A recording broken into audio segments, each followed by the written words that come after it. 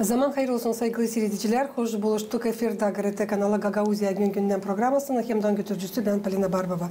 Bugün bizde stüdyoda bulunur akademik Todor Zanet. Zaman hayır olsun size Todor. Hem de çok sağ olun. Anne saymadığınız zahmetinizi de geldiniz bugün Kışnev kasabasından katılmadığını Gagauzya günden programısına. Zaman hayır olsun. Hem sağ olun. Buyur ettiniz. Saygılı seyirciler, bir kısa aralıktan sonra biz gene buluşacağız bu stüdyoda. Kalın bizimle.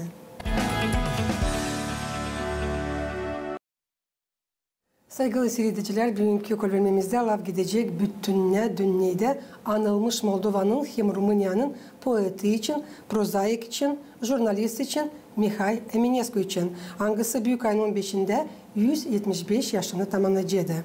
Bilirseniz Moldova Devleti'nin parlamenti geçen yılın dekabrın 25'inde kabul ettiği karar haberlemek için 2025. yılı Mihail Eminescu adına poetin 175. yıl dönümü için niyetlen ki gençler alsınlar hesaba avtorun yaratmalarını hem de korumadığını poetin Mihail Eminescu'nun zenginliğini hem pahalılıklarını. Avtorun yaratmaları Girerli Şkola programmasında da hangisine büyük havezden öğreniciler. Todor, biliriz hani siz de çevirdiniz Mihail Eminescu'nun iki yaratmasını bu Cezara hem Aluçafer poemasına. Niçin mahsus bu iki yaratmayı siz çevirdiniz? İlkten size söylemeye Cezara'yı çevirmeye ben düşünmedim. Son söyleyeceğim Cezara için de. Ama Luçafer'i herkes istedim çevirmeye. Zira ben bakardım nice çeviriyor bizde. Herkesi tutundu çevirmeye Luçafer'i ama ben hiç beğenmedim. Bugün de beğenmeyeyim. Hiçbirisi nice çevirdi. Luçafer'i öyle derin bir yaratma. Hani onu yok nice çevirme, boş laflarla, sıradan laflarla. Bir an açan okudum hepsinin var.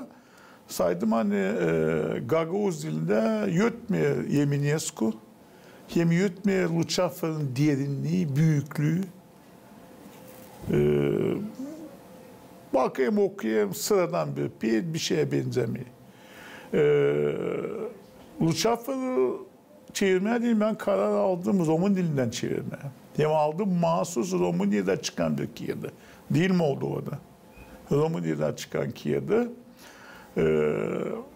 Çok okudum. Hem de ben nasıl yaptım biliyorsunuz mi? Ben almadım da bakayım.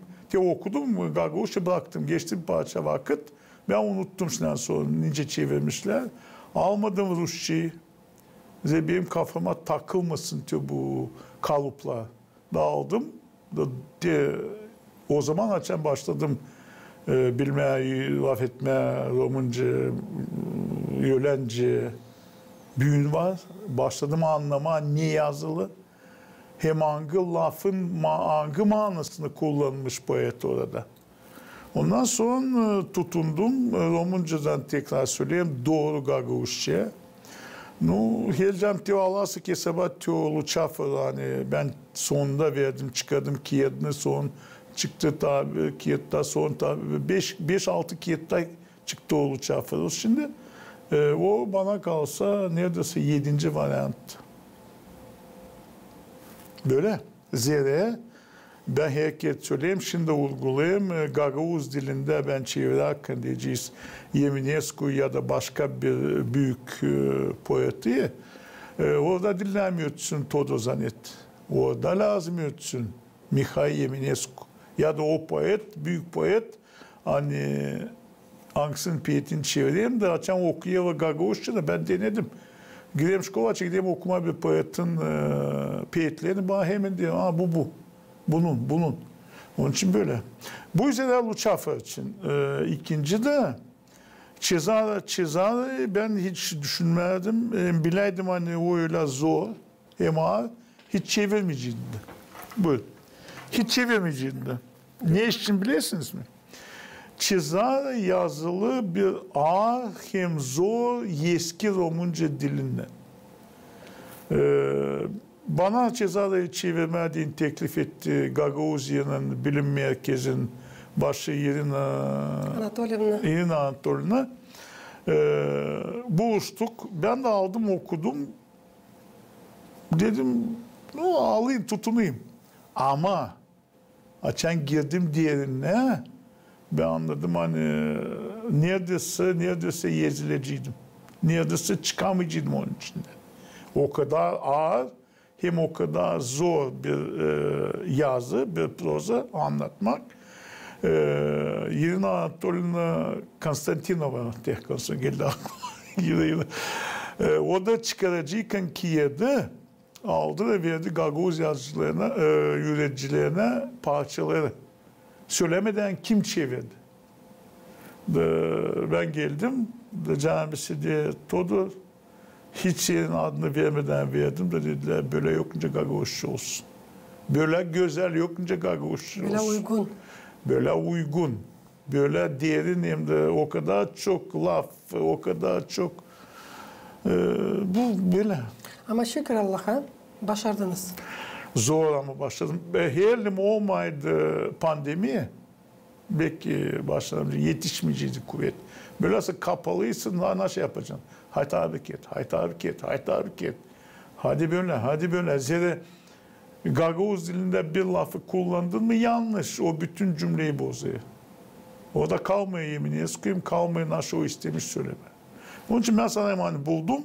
Hem bileyim şimdi dağıttılar bu Kiev'de Gagavuz kollarına, yürüyücüler seviniyor hani var böyle bir iş.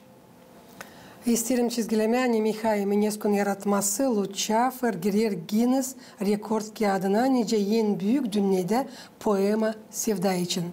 2025 yılın süresinde memlekette plana koyulu parlama poetin yeni yaratmalarını Rumun dilinde hem de 85 dillerde Anglarına tayları çevrildi onun poeziyası. Bu büyük iş hem de pek çok yediler. Bunlardan Karya hep öyle bütün yılın süresinde Moldova Devleti'nin içinde geçirilecekler konferansiyalar, tombarlak masalar angları adalı olacaklar Mikhail Mineskun 175.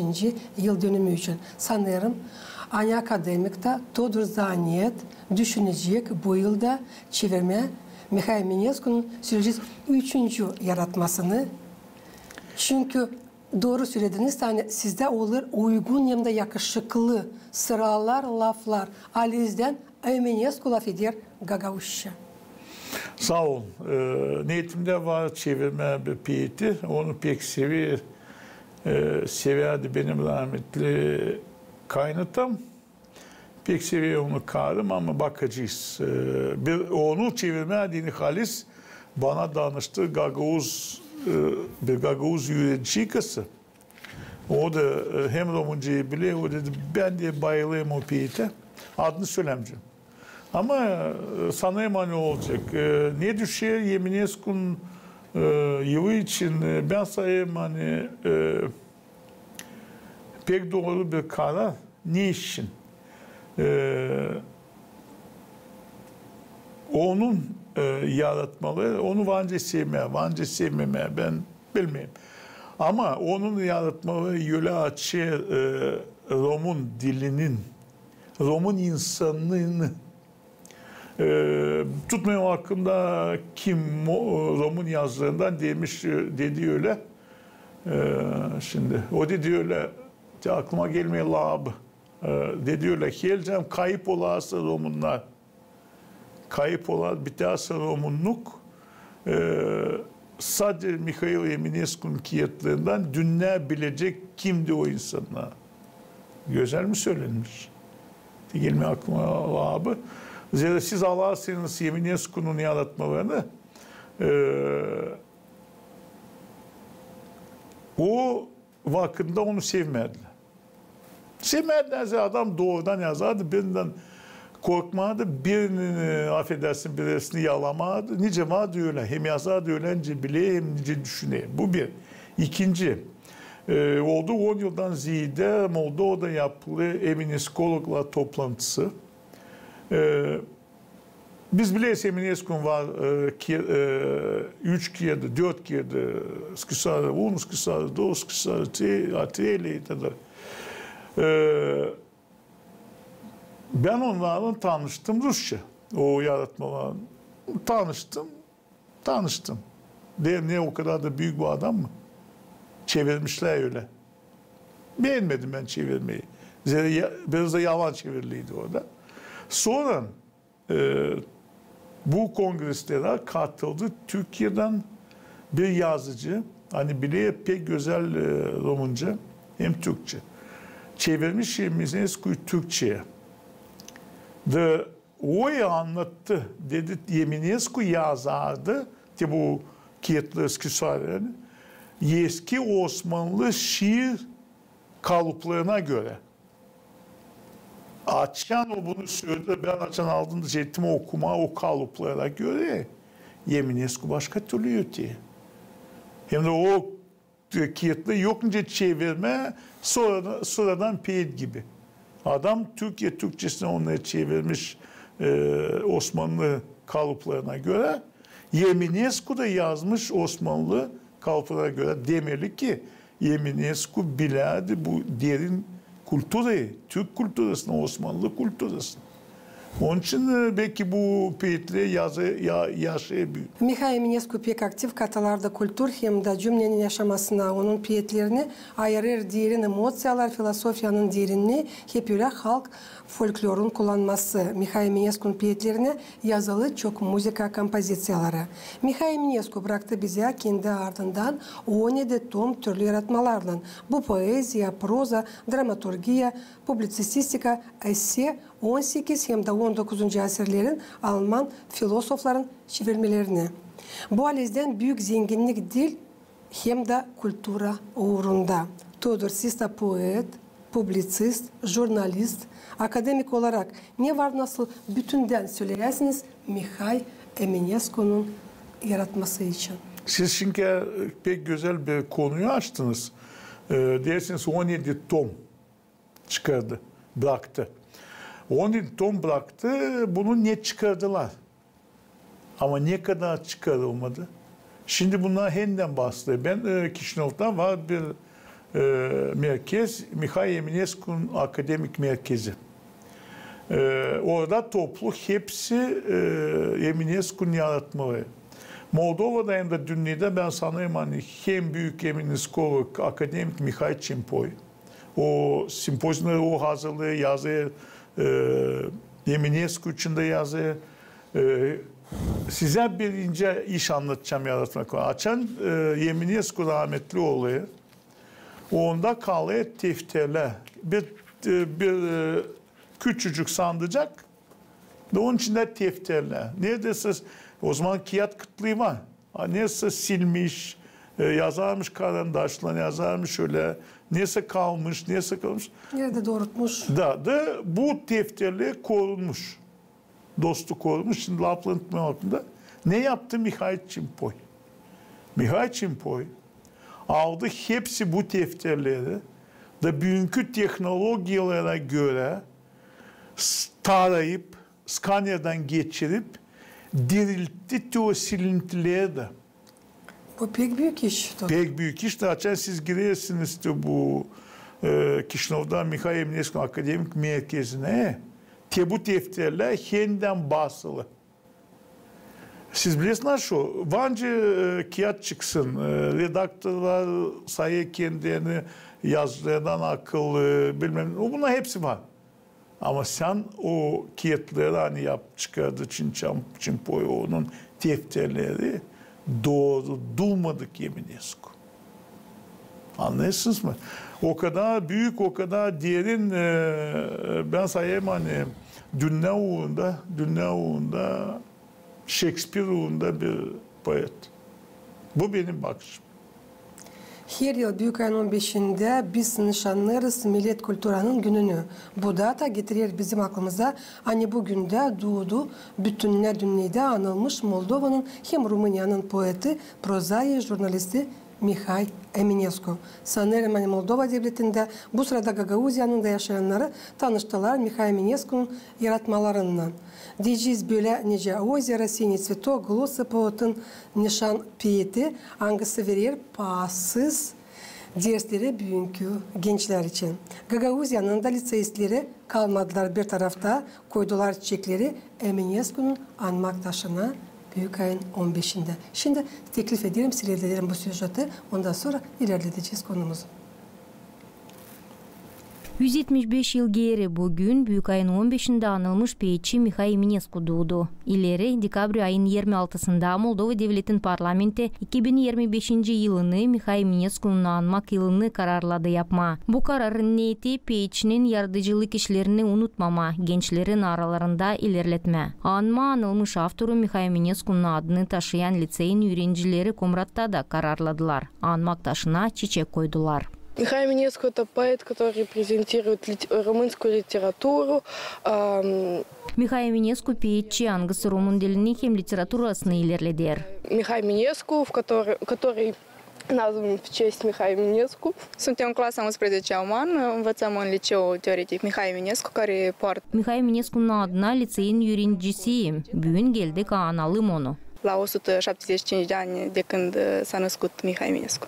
A fost odată ca în povești, a fost ca niciodată, din rude mari împărătești, o prea frumoasă fată. Și era una la părinți și mândră în toate cele, cum e fecioara între sfinți și luna între stele. Mikhail Eminescu'nun adına liseyin öğreticisi Sofia Rusu vurguladı ne kadar önemli Mikhail Eminescu'nun yaratıcılığı literaturanın hem başka da bölümlerin ilerlemesinde. Мы сегодня пришли, чтобы дать дань великому. Geldik bugün buraya ki anma bu anılmış adamı o iş için ne kadar bize değini yaptı hem ne kadar zengin avera literatura uğrunda bıraktı. Bugün kendi klasımdan geldim. Uşaklar bugün havezlen türlü plana koyulu olaylara katılırlar.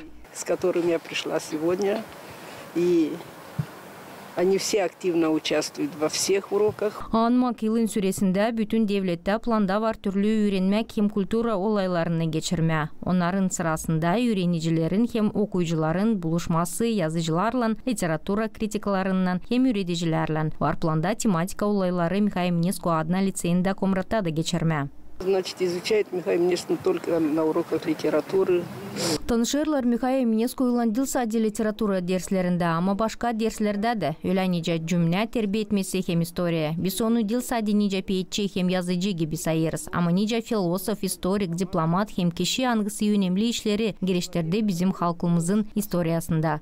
Истории нашего народа. Mikhail Eminescu kendi yaratıcılık işlerinde çok sevgi hem tabiat temasını açıkladı. Türlü filosofiya temalarını kaldırdı. Anglara şimdiki zamanlar da önemli. Lirika poeziyasına göre kompozitorların çoğu sık danışardı. Müzika yazardı. Mikhail Eminescu – это великий поэт, который оставил большой след в молдавской литературе. Mikhail Eminescu anılmış peyitçi, onu hepsi bilir hem aklında tutar. Остался в нашей памяти. Sağ olsun benim kolegam Людмила Novak, hangisi dün gitti çıkardı yazdı. İki dilde, Rus dilinde hem Gagavuz dilinde haberleri. Da bizim olduk olayımız bugün bu stüdyodan tabir sıra sesleyelim. Niye bizim yaşayanlar tutarlar aklarında Mikhail Eminescu hep öyle işittik bugün güzel onun piyetlerini söyleyeceğiz devlet dilinde de. Mikhail Eminescu Aliz'den soyadı Eminoviç doğdu 1850 yılda Büyük ayın 15'inde geçindi. 1889 yılın Yun'un 15'inde. Mikhail Eminescu yaşadı sadece 39 yıl. Ne kadar az ama ne kadar çok poet yetiştirdi yapma kendi evlat boyları için. Mikhail Eminescu'yu sayarlar nice vatanında öyle de dünyanın çoğu devletlerinde. Moldova'nın hem Rumanya'nın literaturanın klasiğin piyetleri yeterli dünyanın 90 dillerinde. Gagavuz dilini de hesaplarsak onlar dünyanın 91 süreci dilinde. Şimdi ne istedim söylemeye Todor? Çünkü bilirsen sadece siz Gagavuzya'dan çevirdiniz Mikhail Eminescu'nun Luçafer poemasını. Ne söyleyeceğiniz bu 91. dil için? Söyleyeceğim öyle açan çevirdim Luçafer'ını. Moldova Radyosu'nda işlerdi Vasilisa Grajdan. Tutarız aklımızda. Benim en büyük kritiğim, İslam anında kritiğim, da o açan işitti. Nice çevirdim. Dedi Todo, hadi yapalım bunu iki dilden. Nice. Hazırlayacağız diye bir kol verim. Okuyacak var, bir parça gidecek, birkaç katlarını okunacak Romun dilinde, Moldovan dilinde Osman. Siz de hep onları okuyacağınız Gagavuzca. Da yaptık zor. zor yaptık. Zira kolberim tuttu 1,5 saat. Ama sonra öyle güzel donaklamıştı Moldova'nın redaktörü Vasilisa Hanım'ın da bu onun dostları da biz onu birkaç kere gösterdik, çevirdik de bu bizde Moldova Radyosu birkaç kere onu verdi efire. Ne düşüyor söyleme, ben tabii ki söyleyeyim hani Gagavuz dili öyle zengin. Gagavuz dilinde var 56.000'den ziyade laf. Yani Gagavuz dili öyle zengin hani biz her bir yaratmayı varlıca en yüksek uğurda çevirelim Gagavuz diline. Ama yeter ki lazım bilmek hepsi o lafları. Onun için ben açan çevirerdim, temin de söyledim, savaşardım ağrıma. O lafları Anglı ta derinden açıklıyor Yeminescu'nun yaratmasını. Bir taraftan, öbür taraftan da kendim de öğrenirdim yeni Gagavuz. Bak kelleneceğimiş sarı kelle. Sen ya da taneler vardı da. Onun o sarı kellesini bulma lazımdı. Koyma da rifması da olsun. Katranı yazarsın. Katranlar pek zor yazma. Ya da başka bakışları ya da bezne derinliği ya da bilmem ne. Onun elamda hepsini bulma, koyma, kullanma hem de sokma katranın kalıbına. Onun için de ben sayayım hani Gagavuz dilinde bu Eminescu'yu öğrenci lazım. Moldova devletinde Mikhail Eminescu'nun adını taşıyarlar öğrenmek okulları, sokaklar. Bu sırada Gagavuzya'nın baş kasabasında Komrat'ta şimdiden sonra 20 yılın süresinde çalışır Mikhail Eminescu adına lisey devlet dilin öğrenmesinden. Zamandaşta Avtonomya'da çalışır 2 lisey devlet dili öğrenmesinden. İkincisi çalışır Valkanyaş kasabasında. O da taşıyır Mikhail Eminescu'nun Luçafır yaratmasının adını. Bu çok eder todur. İsterim söylersiniz ne yeri kaplar sizin yaşamanızda Mikhail Eminescu'nun yaratmaları? Bizim yaşamımız pek kısa. Onun için biz lazım yiyersek yiyelim İslah yemekleri. İçersek içelim İslah içkileri. Seversek sevelim güzel insanları. Literatürde da kullanalım, okuyalım, içelim güzel hem büyük yaratmaları, şedevraları.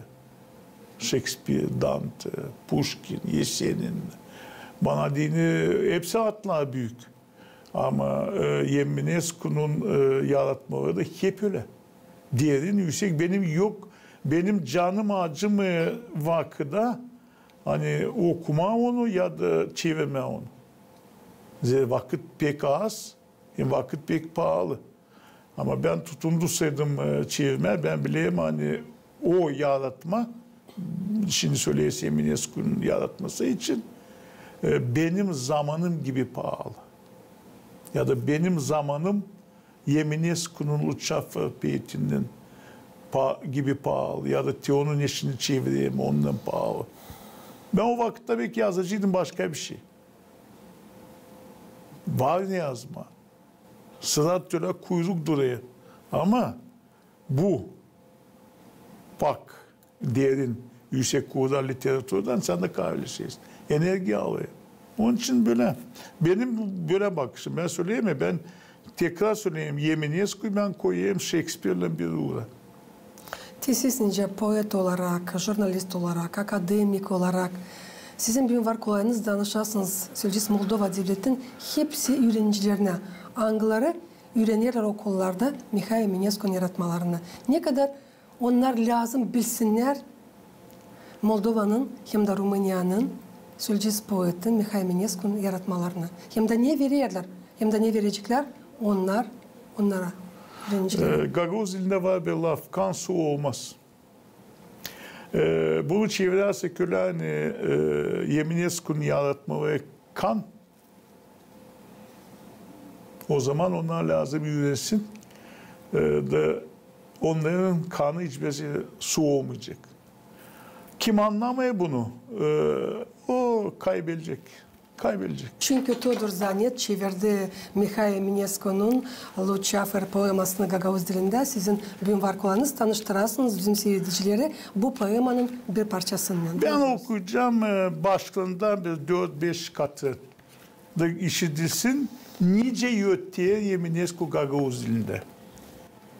Evvel olmuş masallarda nice düşer olma yalnız büyük padişah soylarında Dilber gibi güzel bir kız kıvrak, kırnak hem de nazlı o biricik ailede Ayozlardan Ayoz kızı hem tek bir ay gökyüzünden gök kubbeyin gölgesinde kız pencereye yollanır. O pencere köşesinden Luchafer göklerden bakıyor. Alezden pek uygun Todor. Öyle. O kadar uydurmuşsunuz lafları, sıraları. Sansın Eminescu kendisi bunları okuyor. Şimdi düşünün. Luchafer, o yazdı Luchafer hiç düşünmeden hani kendisi bugün göklerden Luchafer gibi buraya bakıyor. Ben ne isteyeyim söylemem, yani her bir Moldova devletinin yaşayanı lazım bilsin, kendi memleketin historiasını bilsin, onun poetlerini, bilsin o insanları, hangileri çok kuvvet koydular ki dil hem de kültüra ilerlesin. Bu sırada lav gider Mikhail Eminescu için de. Çok sağ olun bulduğunuz vakit geldiniz. İlk sıra burada stüdyoda yazarız böyle güzel programa. Nerede Todor Zanet kendisi çevirip Luchafer poemasını yuttu burada sizin ağzınızdan. Sağ olun. Saygılı seyredicilerim, Gagavuzya'nın yaşayanları, Gagavuzya gün günden programması yaklaştı sonuna. Tabi sistem getirmesinin aklınıza. Hani bugün bize stüdyoda bulundu akademik Todor Zanet. Kalın bizimle kalın. GRT kanalında.